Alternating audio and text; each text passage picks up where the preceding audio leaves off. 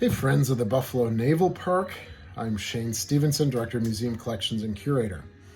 So I'm standing in Officers Country now on USS Croaker, and I'm going to be talking a little bit about the Wardroom. I am also remiss to say that when Ken from History X and I went to the Cobia in Sturgeon Bay back in mid-September, we took a lot of film and I did a really long comparison going off the mental map of Croaker and standing in Cobia's control room. So I got to get that video edited down and I can bring that to you because there were a lot of interesting changes. For this Wardroom, I'm actually going to be referencing potential different configurations. Now, one of the things here at the Naval Park, since we are in our 53 Hunter-Killer conversion, is we don't have an inboard profile or a booklet of general plans from the Croaker from her 44 to 45 World War II service. I did look online, and usually I use the San Francisco Maritime Museum. They got a nice long list. Well, I didn't see a Gato there either. The closest was the USS Lionfish, SS-298, and that would be the World War II configuration. So I printed both of them out, the 1953 Croaker booklet of general plans and the presumed World War II from the Lionfish, the Baleo class. My research and reading has said mostly the Gato and Baleos were pretty identical, except for the 2/8 inch thicker on the hull, going from 5/8 to 7/8, which allowed them to dive deeper. So let's take a look. And again, being in the officer's wardroom, it's a pretty tight space here, so come over here. So here we go. We got a sideboard, we got a cabinet, lockers, chart table, cabinet, two berths, and then the wardroom itself with one table, two chairs, and a folding seat. Coming over to the Croaker's 1953, we see wardroom table, seating, locker, and sideboard or side pantry. All right, the pantry itself for the officers is here.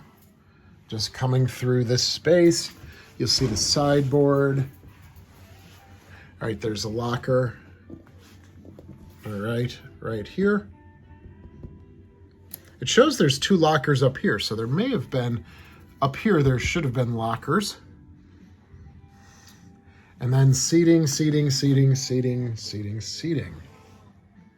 Now, take a look at that. Where am I? Dead reckoning table, wardroom table.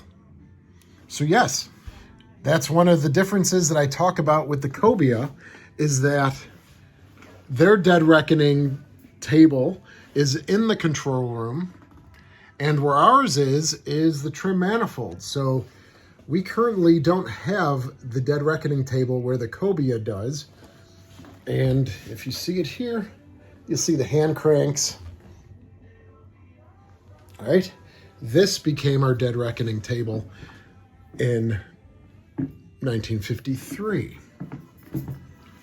But I'd also like to point out, you see these two berths here.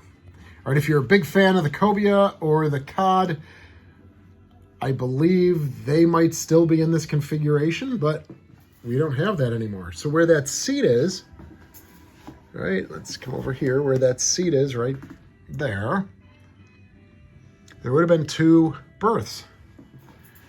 Not berths like this, up and down, like actually mounted.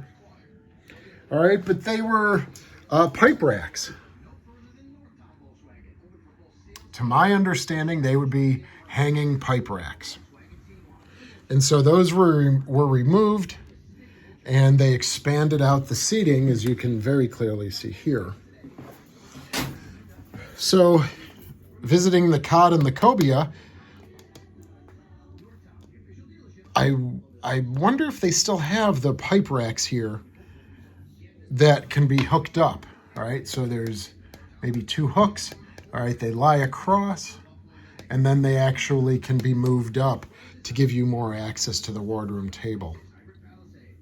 So either they're in that configuration now, and that's how they display it, but I know for the Cod, they actually have a photograph of the wardroom in World War II. So maybe you can see those hanging pipe racks back there. So just looking at this is a pretty interesting thing. You're like, oh, here's 2 berths, but it's not a separate space. All right. You'd think that maybe there was an entranceway, because if you're thinking of it like traditional berthing for officers, they would have a curtain here. So where's the opening? Well, there is none because they were the pipe racks there. And then certainly removed in post-World War II. Now, there's a lot of reasons for that. No doubt Croaker would have had that same configuration. Certainly by the last 2 of her war patrols, as the U.S. Navy is moving closer and closer to Japan, they are now opening up avenues for aerial bombing. And a lot of the submarines towards the end of World War II were doing what's standing lifeguard station. All right, which meant there really was no other auxiliaries or merchant fleet to attack and sink unless there was a target of opportunity. But for half of Croaker's 5th War Patrol and for pretty much all of her 6th War Patrol, they were standing station ready for lifeguard duty. If there was a bomber or a pursuit plane or a fighter plane that needed to, had suffered a casualty and they needed to ditch, well, then you have a friendly submarine right there ready to pick you up out of the water. So they would have, like a sector that they would stand watch and lifeguard duty. And for those bunks over there, that could have been for rescued pilots and downed pilots that wouldn't strain and stress the already cramped berthing on a Gato or a Baleo. So we don't have that anymore in the Cold War. We're not doing standing lifeguard station anywhere, but no doubt in the Baleo, that's what have been used for down pilots and other people that they would have picked up or had to transfer from ship to ship, things like that. So, well, I hope you enjoyed this video. And again, a lot of stuff from the Cobia that I haven't brought you yet, but I'll be working on that probably after the holiday, and hope you guys are well. Comment, like, please, subscribe, and we'll see you again soon.